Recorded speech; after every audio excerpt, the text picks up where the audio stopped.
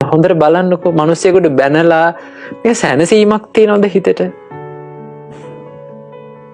සැනසීමක් නැහැනේ. සමහරු හරියට මේ ආඩම්බර වෙනවා මිනිස්සුෙකුට බැන්නාම ගැහුවාම හරි ආඩම්බරයි. ඒක ආඩම්බර වෙන්න දෙයක් නෙමෙයි. ඒක ඇවිල්ලා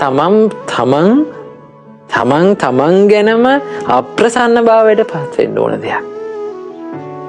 තමන්ගේ තරහ කියන දේ. ඔබේ යටතේ ඉන්න නැත්නම් ඔබේ ළඟ ඉන්න ආදරණීය තමන්ගේ දරුවෝ, තමන්ගේ බිරිඳ, තමන්ගේ ස්වාමියා, ඊළඟට තමන්ත් එක්ක වැඩ කරන අය. මේ අයට ඔබ ආදරය කරන්න. කරුණාව දක්වන්න. මෛත්‍රිය දක්වන්න. එතකොට තමයි තමන්ටත් සැනසීමක් තියෙන්නේ, අනිත් අයටත් සැනසීමක් තියෙන්නේ.